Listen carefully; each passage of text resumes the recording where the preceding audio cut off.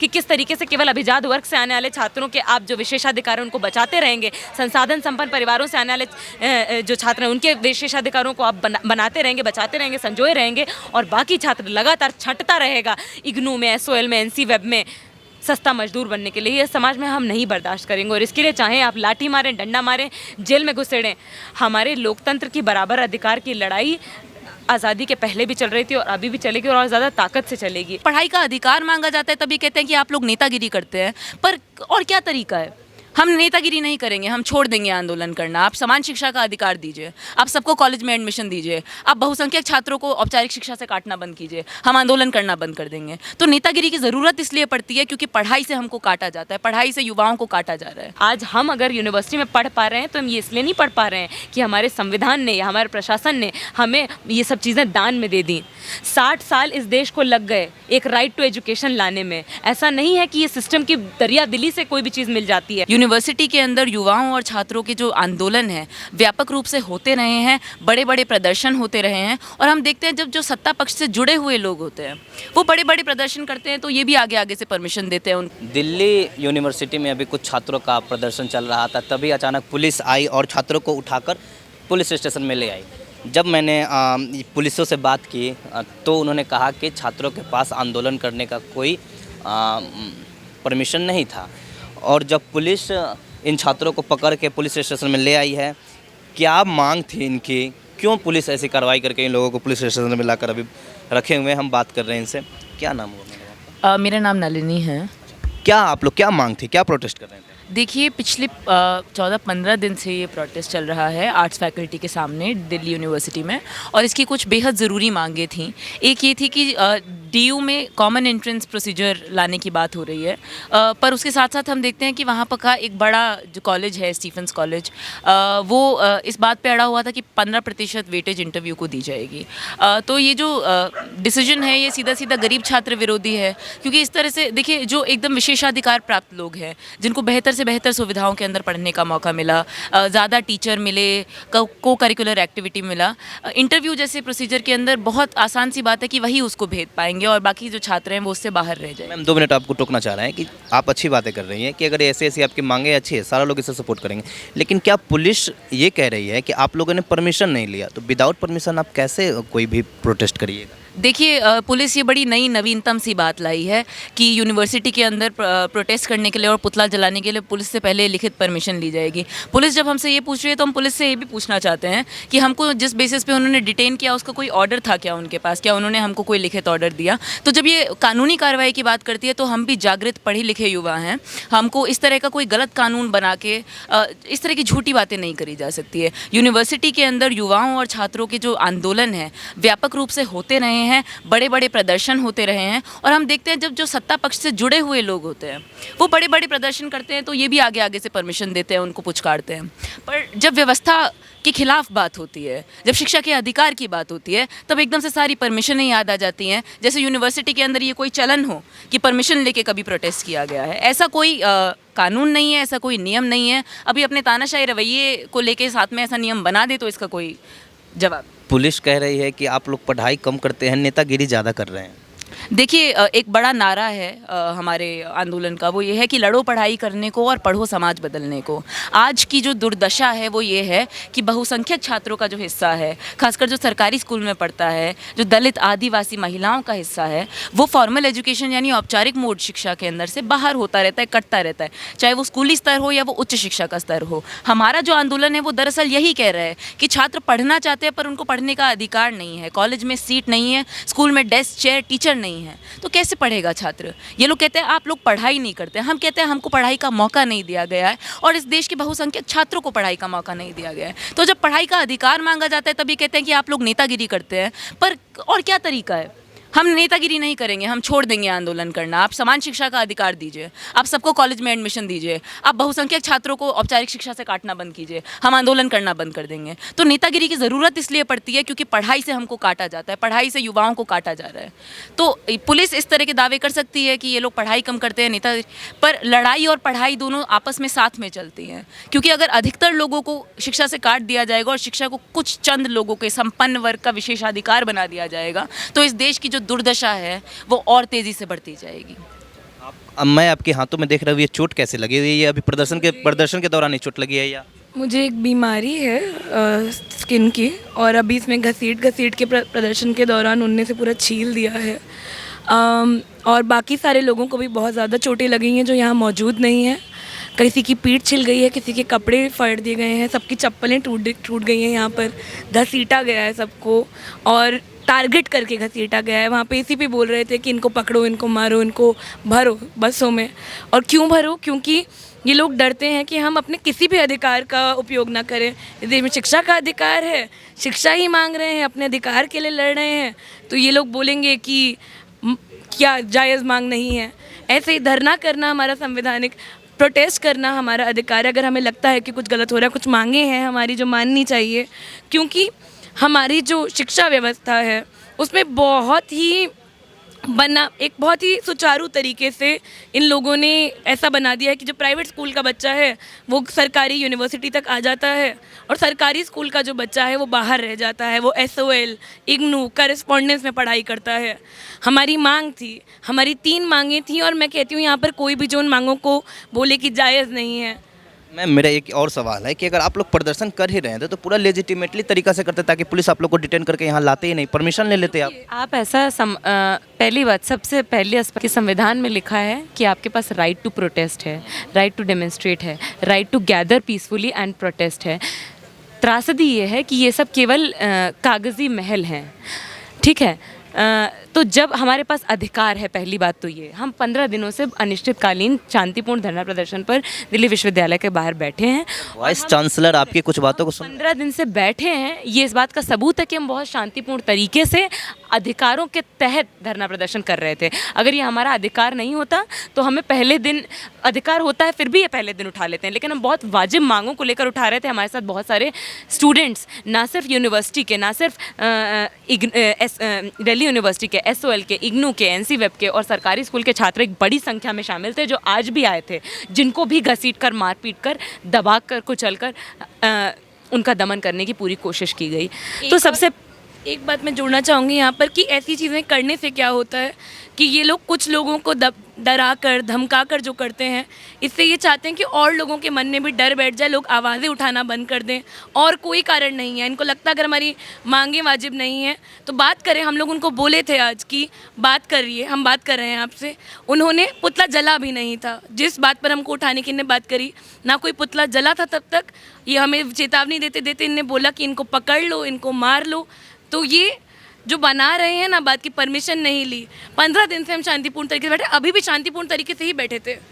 देखिए, बात ये है कि जब ये कहा जा रहा है, ये बताया जा रहा है प्रशासन द्वारा, इस तरीके की एक बात रखी जा रही है कि आप तरीके से करेंगे तो आपको अलाउ किया जाएगा। यहाँ पे ये समझने की ज़रूरत है कि जो तरीका जिसको कहा जा रहा है ना, वो हमेशा बदलता रहता है और इनके हिसाब का कोई तरीका है ही नहीं, ठीक है। और साफ सी बात है कि हमारा संवैधानिक अधिकार है कि हमें जब हमारा अधिकार नहीं मिल रहा है तो हम शांतिपूर्ण तरीके से अपनी मांगों को उठाने के लिए हमें मजबूरन धरना प्रदर्शन करना पड़ता है। कोई अपनी इच्छा से नहीं बैठता है। यहाँ पर यूनिवर्सिटी में पिछले 20 साल से कोई नया कॉलेज नहीं खुला है, 20-30 साल से कोई नया कॉलेज नहीं खुला है। त्रासदी ये है, हर साल केवल 60,000 सीटों पर दाखिला होता है। हर साल जो पिछड़े वंचित समुदाय से छात्र आते हैं, गवर्नमेंट स्कूल से छात्र आते हैं, उनकी छटनी की जाती है। केवल ये नहीं सुनिश्चित किया जाता है शिक्षा व्यवस्था द्वारा कि जो जितने ज़्यादा दिक्कत वाला बैकग्राउंड से आ रहा है, जितना ज़्यादा दिक्कतों से आ रहा है, उसको उतना ज़्यादा सुविधा मिल पाए, उतना अधिकार मिल पाए, उतना एम्पावरमेंट मिल पाए कि वो पब्लिक फंडेड हायर एजुकेशन का हिस्सा बन पाए। तो ये त्रासदी हमारी शिक्षा व्यवस्था की, हमारे प्रशासन की, कि हमें पढ़ाई करने के साथ साथ इस तरीके के संघर्षों को हमें चलाना पड़ता है, इन्हें तेज़ करना पड़ता है। और सरकार को जो चीज़ें, शिक्षा व्यवस्था जो चीज़ें खुद से अपने आप से समझकर उन्हें करना चाहिए था, वो हमें जनता को इन्हें याद दिलानी पड़ती हैं। तो आज जिस तरीके से हमें दबाया गया, हमें मारा कूटा गया और हमें हमारे आंदोलन को, शांतिपूर्ण आंदोलन को ख़त्म, मतलब दबाने की कोशिश की गई, ये हर तरीके से गलत है। और ये हम यहाँ से केवल ये बात बता देना चाहते हैं इस प्रशासन को, शिक्षा व्यवस्था को और जनता को कि सत्ता में जब जनता के बराबरी के अधिकार के नारे को इस तरीके से कुचलने की कोशिश की गई है, इतिहास गवाह है, हमेशा जनता ने एकजुट होकर और ज़्यादा बुलंद आवाज़ में अपने अधिकारों को रखा है, स्पष्ट किया है और अपने अधिकारों को जीता है। आज हम अगर यूनिवर्सिटी में पढ़ पा रहे हैं तो हम ये इसलिए नहीं पढ़ पा रहे हैं कि हमारे संविधान ने या हमारे प्रशासन ने हमें ये सब चीज़ें दान में दे दी। 60 साल इस देश को लग गए एक राइट टू एजुकेशन लाने में। ऐसा नहीं है कि ये सिस्टम की दरिया दिली से कोई भी चीज़ मिल जाती है। हमारे पूर्वजों ने बहुत संघर्ष किए हैं और आज भी हम संघर्ष कर रहे हैं लगातार, उसके बल पर हम पढ़ पा रहे हैं। तो ऐसा नहीं है कि पढ़ाई ना करके हम नेतागिरी कर रहे हैं, जो ये टर्म लिया जाता है कि आप नेतागिरी कर रहे हैं। आप एक बात ये बताइए कि अंग्रेज़ों के शासन में जब अधिकार की बात की जा रही थी तो उसको आप इज्जत देकर कहते हैं कि हाँ वहाँ पर हम आज़ादी की बात कर रहे थे। आज जब भूरों की कंपनी में हम बराबरी की बात करते हैं, समान अधिकार की बात करते हैं, तो आप उसको नेतागिरी बता रहे हैं, आप उसको गैर कानूनी बता रहे हैं, जबकि साफ साफ आपकी जो कानून की किताब है उसमें लिखा है कि आपके पास राइट टू एजुकेशन होना चाहिए, आपके पास राइट टू प्रोटेस्ट होना चाहिए। कहाँ है आपका राइट टू एजुकेशन जिसको 60 साल लग गए आने में, जिसके कारण हम में से कईयों की माएँ नहीं पढ़ पाई, हम में से कईयों के जो पिछड़े समुदाय से हमारे माता पिता आते हैं नहीं पढ़ पाए। तो इसीलिए हमें आज अपने संघर्ष को चलाना पड़ रहा है, हमें इस संघर्ष को मजबूत करना पड़ रहा है, इससे जुड़े रहना पड़ रहा है, क्योंकि समाज में इसकी ज़रूरत है। बहुसंख्यक लोग मैम मुझे ये बताइए कि आप ये जो मांग है आप राइट फोरम पे रखें, पहले आप वाइस चांसलर के पास कॉलेज में आपने ये मांग को रखा? हम पिछले 15 दिनों से जिस अनिश्चितकालीन धरने प्रदर्शन पर बैठे हुए हैं, हम वीसी के जो महल है उनका जिसमें वो रहते हैं उसके सामने ही बैठे हुए हैं। भरी गर्मी में, चाहे आंधी आए, चाहे तूफान आए, चाहे बारिश हो रही हो, चाहे ये सूरज सुबह से लेकर शाम तक, हम 15 दिनों से बैठे हुए हैं और बहुत शांतिपूर्ण तरीके से हम इन्हीं मांगों को रख रहे हैं। पर त्रासदी ये है कि इस शिक्षा व्यवस्था में जो लोग बैठे हुए हैं, चाहे वो वाइस चांसलर हो, चाहे वो प्रशासन में जो बैठे हुए हैं, उन्हें ये लगने लग गया है कि ये उनकी ये कोई राजतंत्र चल रहा है जिसके वो राजा बने हुए हैं और हम सब जो हैं मूक प्रजा हैं, हम बोल भी नहीं सकते कि आखिर हमें क्या चाहिए।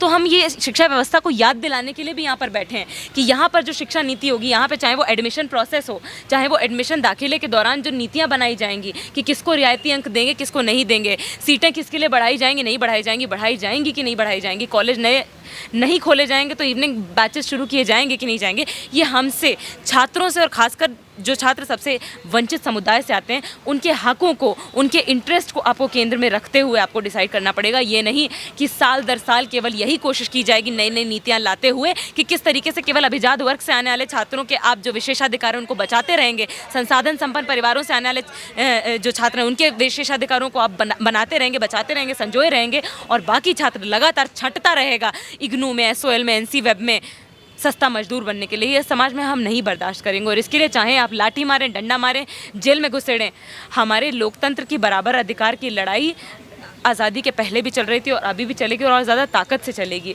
क्योंकि ये समाज, ये देश, ये शिक्षा व्यवस्था और ये यूनिवर्सिटी और ये कॉलेज इस देश का बहुसंख्यक हिस्सा जो है ना, अपने मेहनत के कमाए हुए पैसे से चलाता है। ये अडानी और अंबानी के जेब से नहीं चलते हैं। ये जो यूनिवर्सिटी में कॉलेज चलते हैं, इसके लिए बहुसंख्यक जनता पैसा देती है और ये वो बहुसंख्यक जनता है जिसका 90% से ज़्यादा हिस्सा 10,000 प्रति महीना से भी कम कमाता है और उसी के अपने बच्चों को यहाँ पर दाखिला नहीं मिल पा रहा है। और इसलिए ये बहुत ही बुनियादी संघर्ष है, इसमें कोई भी ऐसा चीज़ है ही नहीं कि जिसको आप गैर कानूनी ठहरा दें। और यहाँ पर हमें समझना पड़ेगा कि आज अगर जनता जो इन संघर्षों को देख रही है, इन संघर्षों के बारे में सुन रही है, उस इन संघर्षों से जुड़ने की ज़रूरत है, क्योंकि आज हम अगर एक दूसरे के साथ कंधे से कंधा मिलाकर बराबर अधिकार के संघर्ष से नहीं जुड़ेंगे तो आज हालात बद से बदतर होते जा रहे हैं। जनता ने जितने भी संघर्ष करके बराबरी के अधिकार, चाहे वो शिक्षा में हो, चाहे वो रोज़गार में हो, चाहे वो 8 घंटे काम का अधिकार हो, ये सरकार लगातार सभी अधिकारों को बेचती जा रही है। और ये एक बात बताइए कि आपने बार बार ये जिक्र कर रहा है कि इसमें एंट्रेंस एग्जामिनेशन जो कॉमन एंट्रेंस टेस्ट होता है, क्या इसमें कुछ गड़बड़ी है क्या DU में? देखिए, पिछले सालों में लगातार मेरिट के बेसिस पे दाखिला होता था जिसमें कि 100% कट ऑफ रखी जाती थी बहुत सारे कॉलेजेस की। अब हमारा सवाल ये है, आप एक सरकारी स्कूल का जो सरकार का भी आंकड़ा होगा उसको भी उठाकर देख लीजिए तो आपको शायद ही किसी साल में कोई विरला छात्र ऐसा मिलेगा जिसके 99% भी अंक आए हों। बहुसंख्यक छात्रों के मार्क्स 65% से 70% इस तरीके से आते हैं। तो आखिर जो अभी पिछले सालों में जो कट ऑफ सिस्टम था जिसमें 100% कट ऑफ रखी जा रही थी, वो जो best of the best most elite private schools हैं उनसे आने वाले छात्रों के मार्क्स को केंद्र में रखकर वो जानबूझ कर रखा जा रहा था। एक तरीके का फिल्टर है वो कि आप किस तरीके से सुनिश्चित करें कि जिसको आप फेयर कंपटीशन कह रहे हैं, जिसको आप दाखिला प्रक्रिया कह रहे हैं, समान दाखिला प्रक्रिया कह रहे हैं, उसमें जो छात्र जितने ज़्यादा दिक्कतों से आ रहा है, जितने ज़्यादा वंचित समुदाय से आ रहा है, उसको किस तरह से छंटनी की जा सके उसकी। इस साल CUET ले आए हैं आप। CUET के आने के पहले से हमने देख लिया कि CUET की कोचिंगें शुरू हो गई, इसका स्टडी मटेरियल बंटना शुरू हो गया, यानी कि उसका बाजार पहले से तैयार कर दिया गया। ठीक है, तो ये इस तरीके की जो नीतियाँ लाई जाती हैं, ये छात्रों से और जो स्टेक होल्डर्स हैं उनसे कंसल्टेशन के साथ नहीं लाई जाती। ये कॉरपोरेट सेक्टर को, उनके प्रॉफिट को, अभिजात वर्ग के इंटरेस्ट को देखते हुए, उनको केंद्र में रखते हुए लाई जाती हैं, जिसमें ये सुनिश्चित किया जाता है कि जैसे अभी हमने देखा है, चाहे वो इंजीनियरिंग का एग्ज़ाम हो, चाहे वो नीट का एग्ज़ाम हो, बहुसंख्यक छात्र जो उसको पास कर पाते हैं वो छात्र हैं जिनके माता पिता के पास पैसा है कोचिंग अफोर्ड कर पाने का, प्राइवेट स्कूल जाने का, उसके अलावा कोचिंग और ट्यूशन अफोर्ड कर पाने का, उसके बाद अपने बच्चों को दूर पढ़ने भेज पाने का, ये वो छात्र हैं जो क्लियर कर पा रहे थे। तो अब CUET लाने के ज़रिए आपने जो कट ऑफ की दीवार थी, जो मेरिट की दीवार थी, जिसको केवल बेस्ट ऑफ द बेस्ट अभिजात वर्ग से आने वाले प्राइवेट स्कूल के ही बहुसंख्यक छात्र फलांग पा रहे थे, उसको आपने और ज़्यादा ऊँचा कर दिया CUET के ज़रिए कि अब आपकी जेब में पैसा है, आप कोचिंग अफोर्ड कर सकते हैं, तो आप सपना देख पाइए यूनिवर्सिटी के अंदर दाखिला लेने का, वरना आप SOL, IGNOU, NC-Web इन सब में ढकेले जाते रहिए। 8वीं के बाद ही आप स्कूली शिक्षा से बाहर हो जाइए चाहें तो। सरकार को अब आपकी शिक्षा से कोई लेना देना नहीं है, और ये नई शिक्षा नीति में हमने साफ साफ देखा है। मैम, दिल्ली यूनिवर्सिटी अगर आप लोगों की बातें नहीं मानी तो आगे का आप लोगों की क्या प्लान है? देखिए, हम आज 15वें दिन अपने अनिश्चितकालीन धरने के, हम आज दिल्ली यूनिवर्सिटी के VC और सेंट स्टीफेंस कॉलेज के प्रिंसिपल का पुतला फूंक कर हम आज दिल्ली यूनिवर्सिटी में अपने अनिश्चितकालीन धरने को अल्पविराम देते हुए हम शिक्षा मंत्रालय जाने का नारा देते हुए हम अपने संघर्ष को आगे ये दिशा देने की हमने तैयारी की हुई थी, और ये हर तरीके से संवैधानिक है। अब आज हमें जिस तरह से रोकने की कोशिश की गई है, उसके बाद हम सिर्फ ये कहना चाहते हैं कि इससे हमारा हौसला, हमारा जज्बा कहीं से भी कम नहीं हुआ और ज़्यादा बढ़ा है, और हम और बड़ी ताकत में और बड़ी संख्या में और ज़्यादा बुलंद आवाज़ के साथ समान शिक्षा के अपने सपने और अधिकार को और ज़्यादा ताकत के साथ हासिल कर पाने के लिए इस संघर्ष को और ज़्यादा तेज़ करेंगे। और चाहे वो दिल्ली यूनिवर्सिटी हो, चाहे वो कोई भी यूनिवर्सिटी हो, सबको ये बात समझनी पड़ेगी कि उन्हें वंचित समुदाय से आने वाले छात्रों को बराबरी का अधिकार देना पड़ेगा। उनके लिए आपको यूनिवर्सिटी के अंदर जगह बनानी पड़ेगी। पुलिस कब तक आप लोगों को यहाँ से रिलीज करेगी, इसके बारे में कुछ इन्फॉर्मेशन पता चली? ये भी एक दिक्कत है। पहले हम लोगों को जब जबरन डिटेन किया जाता था तो ये किया, आज पुलिस वाले सिविल ड्रेस में हमारे आस पड़ोस घूमने लगे हैं, यानी कि आप बहुत संवैधानिक तरीके से अपने अधिकारों को लेकर प्रोटेस्ट कर रहे हैं। पूरी तरह से कोशिश की जा रही है कि किस तरीके से आपको किसी तरह से फांस कर आपको जेल में भरा जा सके, बस में भरा जा सके, आपके संघर्ष को कुचला जा सके। तो यहाँ पहले हमें जब डिटेन किया जाता था, जब हमें पकड़ा जाता था प्रोटेस्ट करने के दौरान, तो हमें सबसे पास के थाने में ले जाया जाता था। प्रावधान भी यही है। पर अब ये कोशिश की जा रही है कि हमें कोसों दूर, यूनिवर्सिटी से कोसों दूर यहाँ बुराड़ी लाया जाता है। जाने हम में से कई सारी महिलाएं हैं, कई सारे स्टूडेंट हैं, हमारी सेफ्टी का क्वेश्चन इनके लिए कोई क्वेश्चन नहीं है। हमें किस तरीके से ये घायल कर रहे हैं, आहत कर रहे हैं, वो इनके लिए कोई क्वेश्चन नहीं है।